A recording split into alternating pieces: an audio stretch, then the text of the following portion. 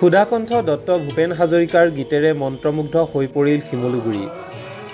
ভূপেন হাজৰিকাৰ সৃষ্টিৰাজিক জীয়াই ৰখাৰ চেষ্টা শিমলুগুৰি ছাত্ৰ সন্থাৰ। প্ৰতিজন অসমীয়াৰ হিয়াৰ আমঠু সুধাকণ্ঠ দত্ত ভূপেন হাজৰিকা।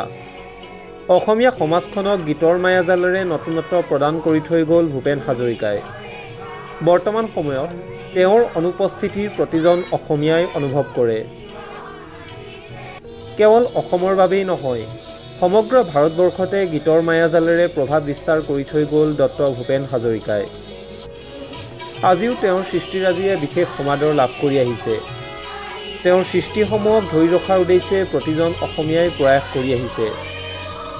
ইয়াৰ মাজতে শিৱসাগৰ জিলাৰ শিমলুগুৰি আঞ্চলিক ছাত্ৰ সন্থাই ভূপেন হাজৰিকাৰ সৃষ্টিৰাজিক উঠি অহা প্ৰজন্মৰ মাজত চিনাকি কৰাই দিয়াৰ উদ্দেশ্যে ব্যতিক্ৰমী পদক্ষেপ গ্ৰহণ কৰা দেখা গ'ল।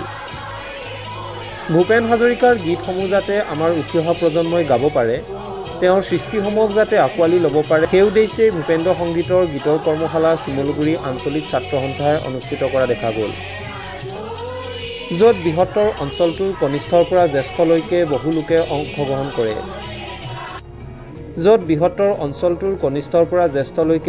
অংশগ্ৰহণ কৰে। বিশেষকৈ ভূপেন্দ্ৰ সংগীতৰ কৰ্মশালাৰ মুখ্য প্ৰশিক্ষক হিচাপে উপস্থিত থাকে সুধাকণ্ঠ দত্ত ভূপেন হাজৰিকাৰ একালৰ সংগী বিশিষ্ট সংগীত শিল্পী কমল কটকী। সংগীত শিল্পী কমল কটকীয়ে কৰ্মশালাত শতাধিক প্ৰশিক্ষাৰ্থীক সামাজিক শৈক্ষিক সাম্প্ৰতিক পৰিস্থিতি আদিকে ধৰি বিভিন্ন দিশত ৰচিত সুধাকণ্ঠ দত্ত ভূপেন হাজৰিকাৰ কালজয়ী সংগীতৰ ওপৰত প্ৰশিক্ষণ প্ৰদান কৰে।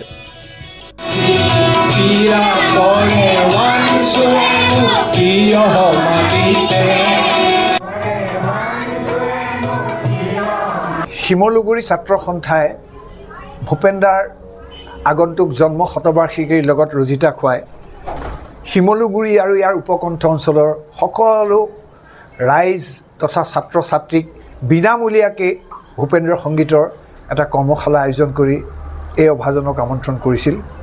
মই আহি যোৱা ২৬ তাৰিখৰ পৰা আজি ৩১ তাৰিখলৈ দৈনিক হিচাপত এই সৰু সৰু উঠি অহা প্ৰজন্মৰ ছাত্ৰ ছাত্ৰীসকল সংগীত শিকাৰুসকলক অকণমান মোৰ জ্ঞান বুদ্ধিৰে ভূপেন্দাৰ সংগীতৰ সৌৰভ বিলাবৰ চেষ্টা কৰিছোঁ।